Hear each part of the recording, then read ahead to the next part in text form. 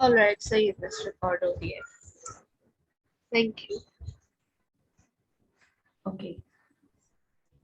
Yes, as far as nutrition in plants is concerned, first of all, mode of nutrition in plants,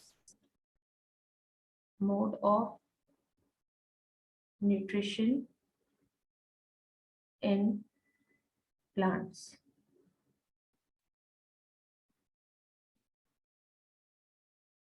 This is photoautotrophic mode of nutrition. Photoautotrophic mode of nutrition. That means plants use light energy and convert it into chemical energy, that is simply called food, by using simple inorganic substances. कौन से? Carbon dioxide and water. So in other words, we can say this: they do the photosynthesis, है ना? Photosynthesis में यही सब कुछ होता है.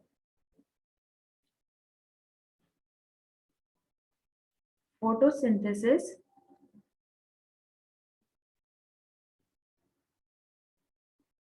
is the process in which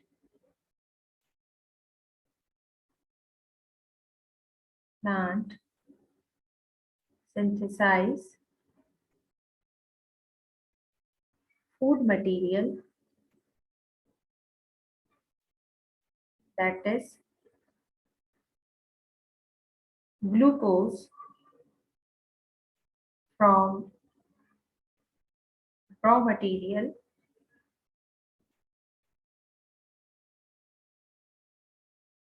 carbon dioxide and water in the presence of sunlight and chlorophyll. ठीक है. अब इसको दो तरीके से लिखा जा सकता है. Number one, in the form of word equation, and number two, symbolic equation. अच्छा, आपको पेपर में जो है ना वो पूछेगा कि आपको मांगेगा आपसे कि आपको अगर वर्ड इक्वेशन देनी है तो उसमें पूरे वर्ड्स में लिखना होगा. ठीक है. और सिंबॉलिक इक्वेशन जो होगी तो डेफिनेटली वो फॉर्मूला इक्वेशन जो होती होगी. सही है. तो अब हम इसकी वर्ड इक्वेशन सिंबॉलिक इक्वेशन दोनों देख लेते हैं.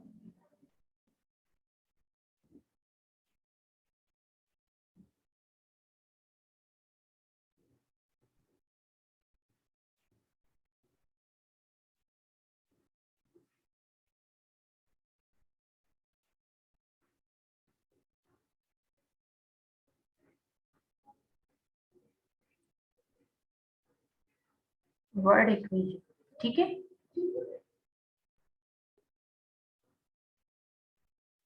Word equation that is water plus carbon dioxide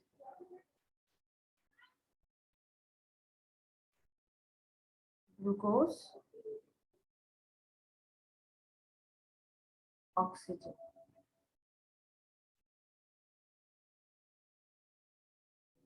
sunlight यहाँ बीच में हम लिखेंगे और एक हम देंगे chlorophyll. Okay.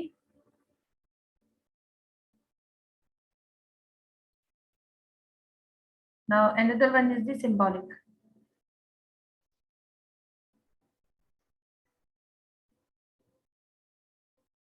equation.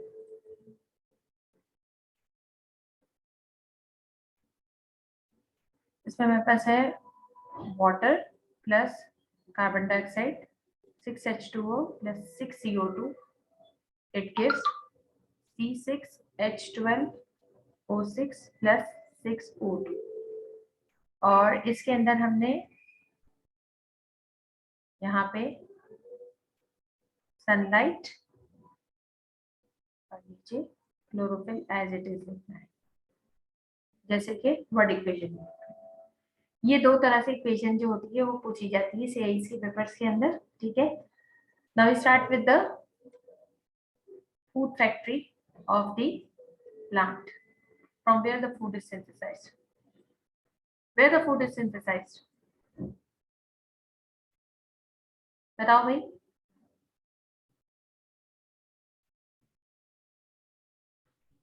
Yes,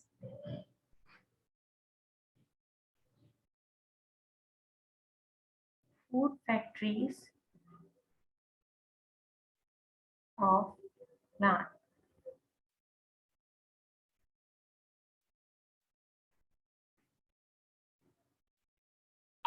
These are the food factory of the plant.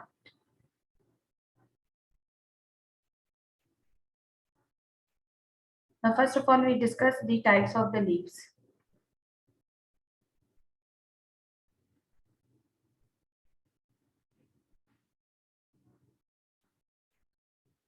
Basically, there are two types of leaves: monocot leaves and dicot leaves. As far as monocot and dicot leaves are concerned, in our course we have to study the dicot leaves structure, internal as well as external. But there is a differentiation between the monocot and dicot leaf is being asked so many times in the paper. So we will first make the structures of the monocot leaves and the dicot leaves, and then study what's the difference, major difference between them.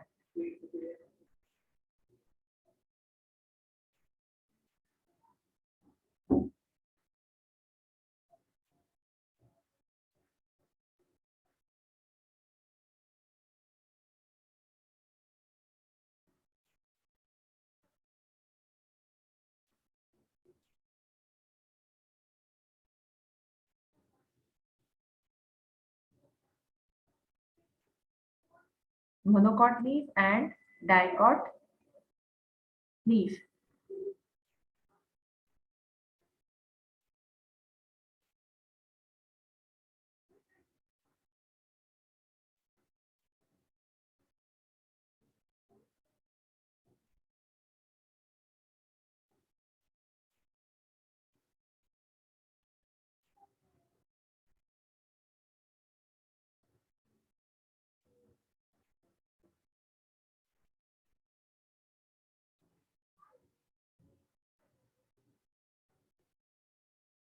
Dicot leaves are broad and has got very exposed surface area, whereas monocot has got very sharp structure and less exposed surface area, and they are rather small in size and in width as compared to dicot leaves.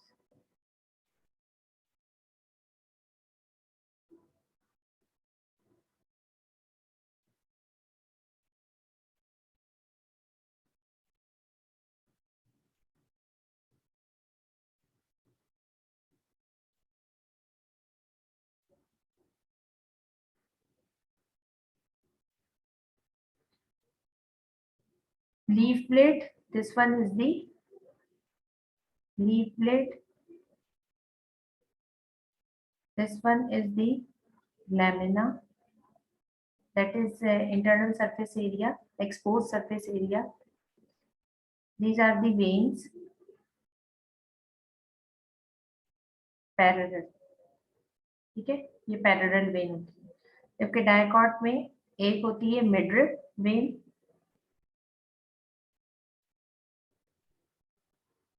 और दूसरी होती है branch when, branched when. Leaf stock,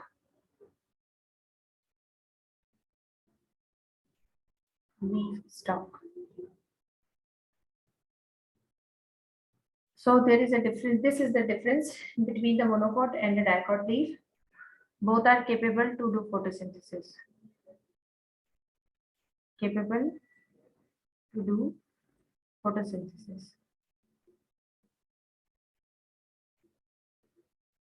And what the term stands for monocot and dicot. Monocot means whenever these plants or seeds of these plants are germinated, जब वो germinate करते हैं तो इनमें से जो कॉटिलेडन निकलता है वो सिर्फ एक निकलता है, ठीक है।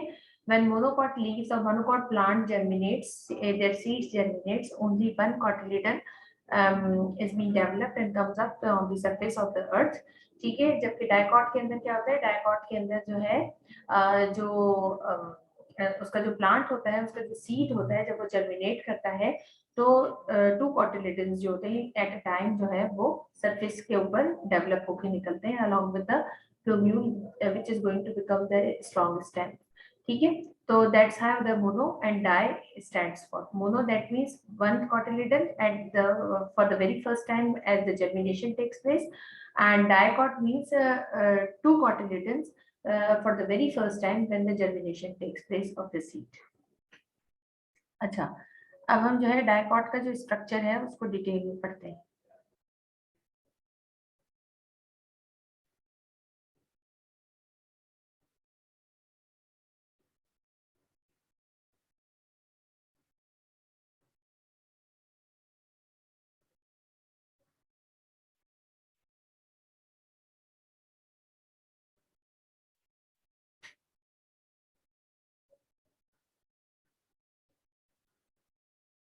एनी क्वेश्चन, कोई चीज समझ ना आ रही है? ओके,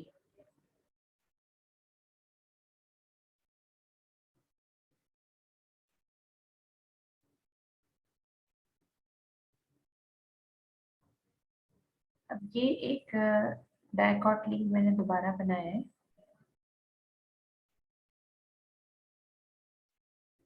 इसमें मिडरिप थोड़ी सी ब्रॉड बनाऊंगी जानबूझ के मैं, बिकॉज मुझे स्ट्रक्चर जो है वो बताना है। अच्छा, ये जो ब्रांच वेन्स होती है ना, इसमें भी बहुत सारी सब वेन्स जो होती है वो डेवलप हुई हुई होती है, ऐसे इस तरह ये सब जगह फैली हुई होती है, because they are like veins and they have to distribute all the water and mineral salts because they have vascular bundles inside it, and they have to collect all the glucose material that has been synthesized inside the leaf structure, that is palisade mesophiles। अभी बताऊंगी वो कहाँ पर होते हैं और कैसे होते हैं। वहां से ग्लूकोज को कंडक्ट करवा के मिड ड्रिप के थ्रू जो है लेके डिफरेंट बॉडी पार्ट्स में प्लांट्स के जाना होता है। दैट्स व्हाई ये जो ब्रांच वेन्स होती हैं इनमें से भी बहुत सारी सब वेन्स जो होती हैं वो निकल रही होती हैं। They get distributed all over in the lamina of the leaf, ठीक है।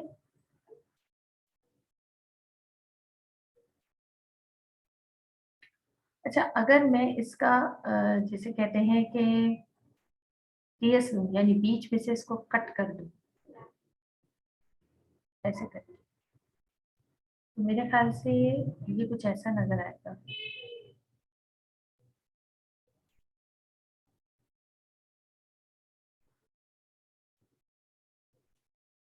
और ये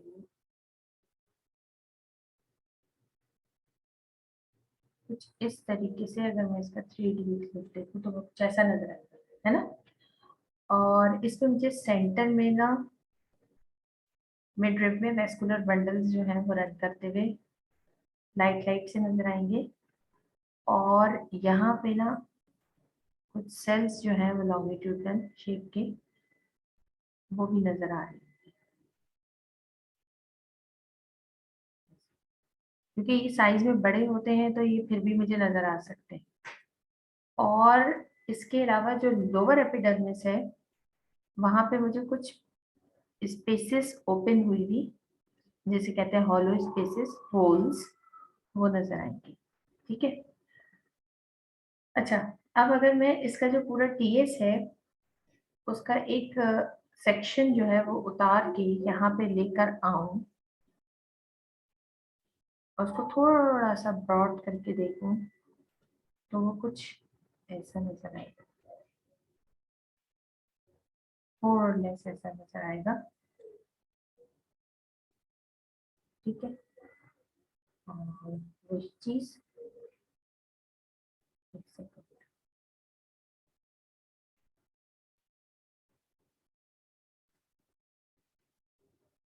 लॉन्गिट्यूडनल सेल्स नजर आएंगे और यहाँ पर मुझे होम्स स्टोमेटा के दिख सकते हैं। अच्छा, अगर मैं इसको थोड़ा सा बड़ा कर दूं, मैग्नीफाई कर दूं, तो इट लुक्स लाइक दिस।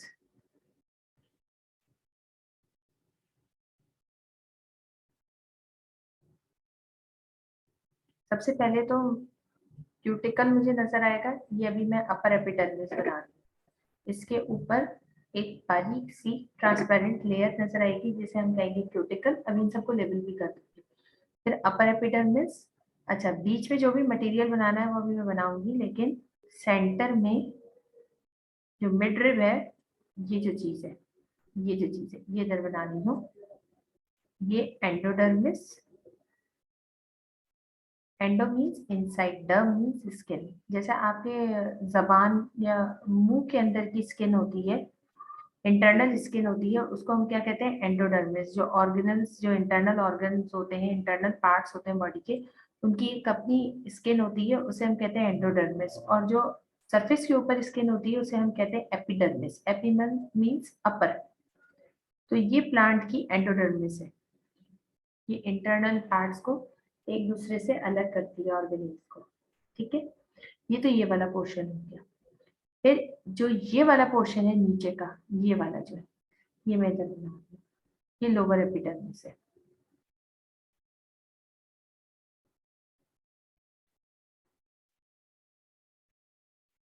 थोड़ी सी स्पेस छोड़ी क्योंकि यहाँ पे मैं बनाऊंगी गार्ड सेल्स और स्टोमेटा का स्ट्रक्चर, और वो मुझे बनाना है ग्रीन से, क्योंकि इनके अंदर क्लोरोफिल मौजूद होता है।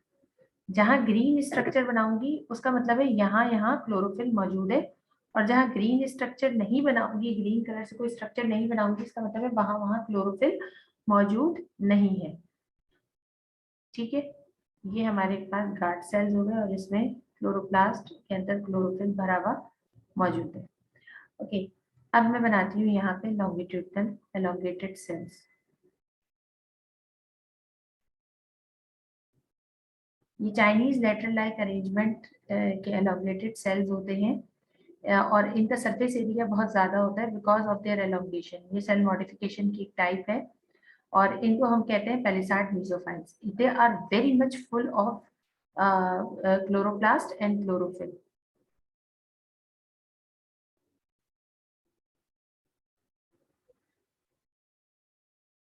और ये सरफेस एरिया इनका इंक्रीज होता है, ये टॉप मोस्ट पार्ट के ऊपर लीफ के मौजूद होते हैं। That's how they can easily engage with the sunlight, और सनलाइट जितनी ज्यादा गेज कर सकते हैं ये गेज कर लेते हैं। अच्छा, इसके अंदर वैक्यूल्स वगैरह भी है, पूरा सेल का स्ट्रक्चर है, न्यूक्लियस भी होगा, but at this time we are concern with the chloroplast and the chlorophyll. That's why I make the green dots of the chloroplast in order to highlight the actual photosynthetic area of these type of cells। ठीक है। इनका जो actual photosynthetic area है that is chloroplast, उसको सिर्फ highlight कर रही हूँ। ऐसा नहीं है कि इनके अंदर वैक्यूल ना हो, इनमें वैक्यूल भी है, इनमें न्यूक्लियस भी है, इनमें everything, cell wall, cell membrane, सब चीजें हैं। बट इस वक्त फोटोसिंथेसिस के रेफरेंस से मुझे सिर्फ क्लोरोप्लास्ट को इसमें हाईलाइट करना है। Is it clear with you people? कोई प्रॉब्लम तो नहीं हो रही? ओके No, बस ओके अच्छा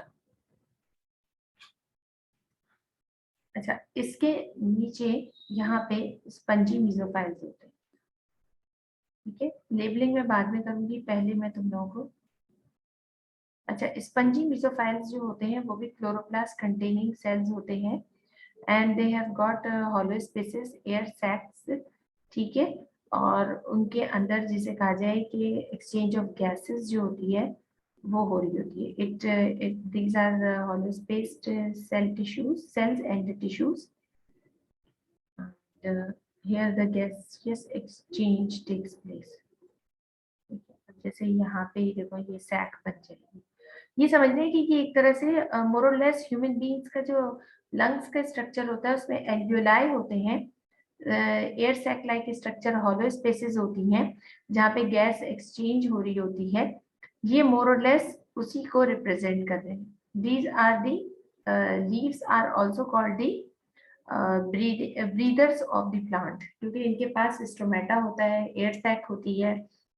ठीक है, तो बहुत सारी चीजें ऐसे फैक्टर्स हैं जो गैशियस एक्सचेंज में और इनकी सस्टेनेंस को इंक्रीज करने में हेल्पफुल होते हैं।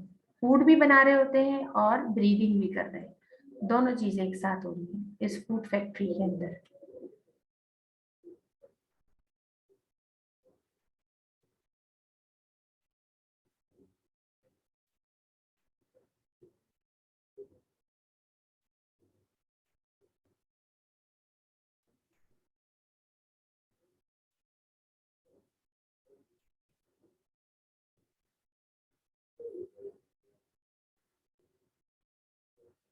और ये जो एयर सैक बनती है ज्यादातर किसके गिर्द बन रही होती है, जहां जहां क्लोरोप्लास्ट वाले कंटेनिंग स्टोमेटल पोर्स मौजूद यानी गार्ड सेल्स मौजूद होते हैं और ओपनिंग्स होती हैं स्टोमेटा की, वहां पे ये एयर सैक जो होती है टिश्यू के जरिए बन रही होती है।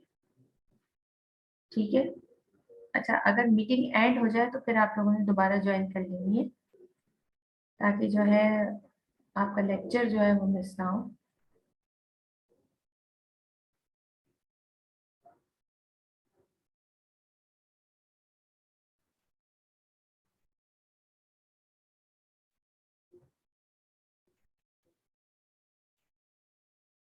ठीक है, अच्छा, इसके अलावा जो है इसके अंदर एंडोडर्मिस के अंदर सेंटर में स्टोरेज टिश्यूज होते हैं।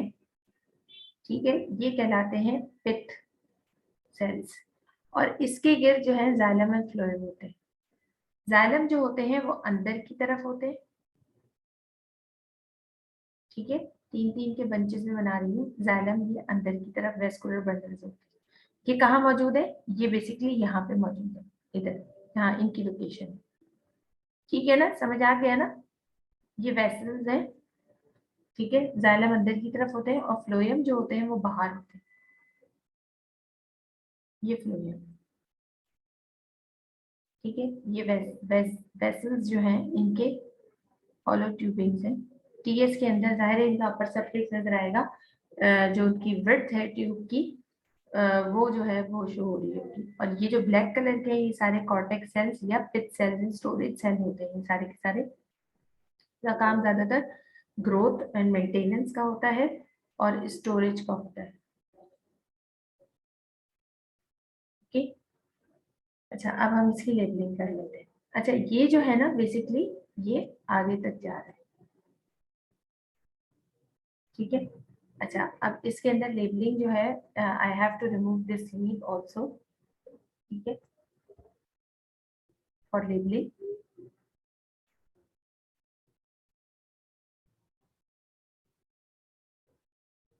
This one is the cuticle. ठीक है, this one is the epidermis.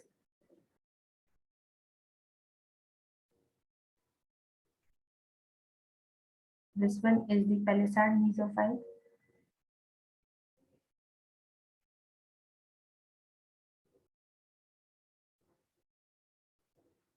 This one is the spongy mesophyll.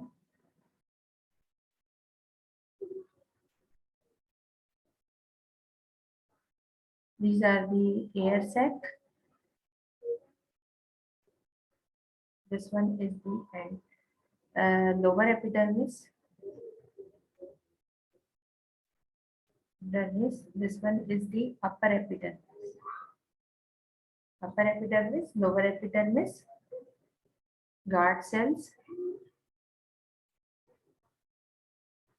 and this one is the air sac or stomata.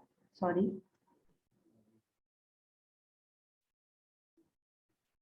stomata.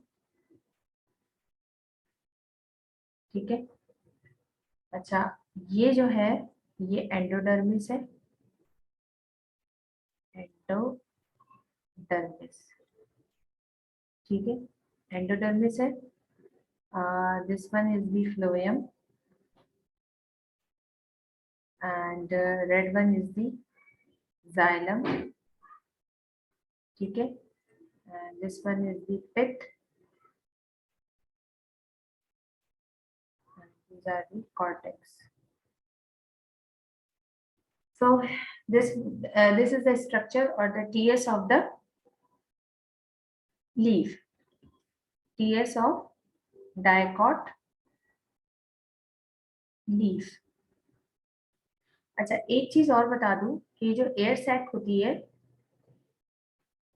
Is internally a moist surface area. ये basically moist surface area होता है, ठीक है.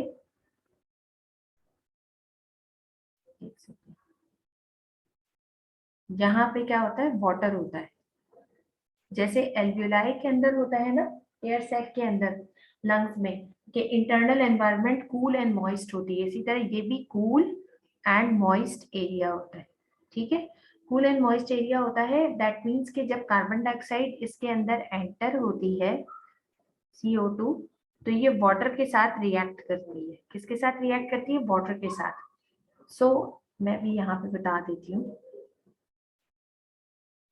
So carbon dioxide converts into bicarbonates in the form of bicarbonates. हम equation के अंदर तो 6CO2 लिख देते हैं क्योंकि वो सारे इक्वेशन की फॉर्म में मिल रहे हैं, लेकिन ये कि लिक्विड फॉर्म के अंदर गैस जो होती है वो डिफ्यूज होती है, ठीक है. तो ये जो कार्बन डाइऑक्साइड होती है ये जब मॉइस्ट लेयर H2O की उसके साथ कंबाइन करती है तो इट विल फॉर्म बाइकार्बोनेट्स और कार्बोनिक एसिड HCO3-1, ठीक है. These are in a liquid form, ठीक है. वीक एसिड फॉर्म करती है. It forms weak acid called carbonic acid. यहाँ पे भी कोई कार्बोनिक एसिड ही फॉर्म होता है and this will bicarbonates diffuses inside the chloroplast containing cells. Chloroplast containing cells, ठीक है. अब ये जो कार्बन डाइऑक्साइड होती है ये इस तरह स्पेस टू स्पेस ट्रेवल करती हुई, जहां जहां इसको जगह मिल रही होती है ट्रेवल करती हुई और यहाँ पे जो है एंटर हो जाती है, ठीक है. दैट मीन्स कि एयर सैक की जो स्पेसेस होती है वो मॉइस्ट होती है. अच्छा, इसमें ना सिर्फ कार्बन डाइऑक्साइड जा रही होती है बल्कि इसमें साथ में जो है ऑक्सीजन भी जा रही होती है, ठीक है, क्योंकि इसको ब्रीदिंग भी करनी होती है. और जब ये रेस्पिरेशन कर रहा होता है तो कार्बन डाइऑक्साइड रिलीज भी कर रहा होता है, जो कि कार्बन डाइऑक्साइड बाहर भी आ रही होती है. तो side by side carbon dioxide is exhale out and oxygen is absorb inhale, यानी नॉर्मल ब्रीदिंग भी चल रही होती है. And carbon dioxide is absorbed inside again through the stomatal pore, enter हो जाती है बाइकार्बोनेट्स की फॉर्म में for the process of photosynthesis, food making. It's reaches to the chloroplast containing cells, that is palisade mesophyll and spongy mesophyll area. And oxygen जो होती है वो भी बाहर निकल रही होती है after the process of photosynthesis as a by product, ठीक है. तो ये सारी चीजें जो होती हैं ये चल रही होती हैं. अब मैं आप लोगों को क्लोरोप्लास्ट का जो ये एक क्लोरोप्लास्ट का जो स्ट्रक्चर है इसको जरा बाहर निकाल के मैग्नीफाई करके दिखाती हूँ कि एक्चुअली इसके अंदर क्या क्या चीजें होती है, फिर हम फोटोसिंथेसिस पढ़ेंगे.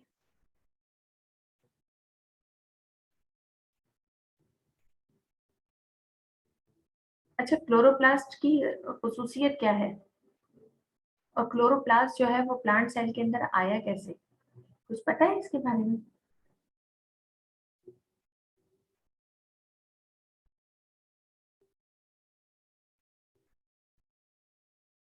अच्छा देखो, ये है पेलिसार्ड मेसोफाइल सेल, ये मैंने एक बाहर निकाल लिया, ठीक है।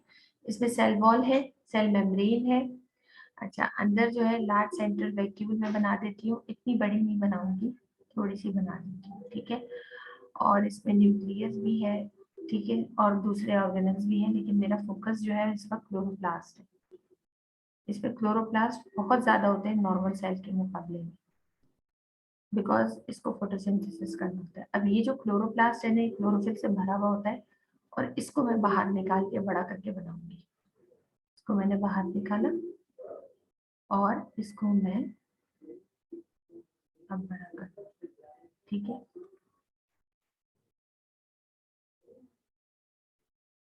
और इसका टीएस नहीं, अगर मैं इसको बड़ा करके देखूं तो ये एक ओवल शेप की बॉल सी मुझे नजर आएगी, ठीक है।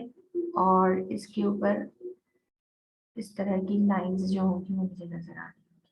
अगर मैं इसका टीएस लेती हूँ, टीएस, तो ये जो होगा ये ओपन हो जाएगा, हाँ।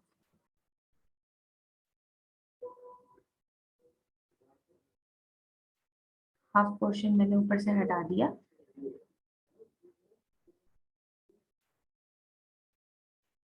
ठीक है। ये डबल मेम्ब्रेन बाउंड स्ट्रक्चर होता है, और इसमें स्टैक्स लाइक स्ट्रक्चर्स होते हैं, जिसे हम कहते हैं, इसकी जो इनर मेम्ब्रेन होती है उसी से ये स्टैक्स फॉर्म होते हैं, जिसे हम थैलाकॉइड कहते हैं। अब ये मेम्ब्रेन आगे बढ़ेगी, थोड़ा और स्पेस में जाएगी, तो ये दूसरे स्टैक्स जो होंगे, सिक्के जैसे जो होते हैं, वो जो है वो इसके अंदर फॉर्म होने लग जाएंगे, ठीक है। अच्छा, ये सारे जो स्टैक्स होते हैं, ठीक है, ये डबल मेम्ब्रेन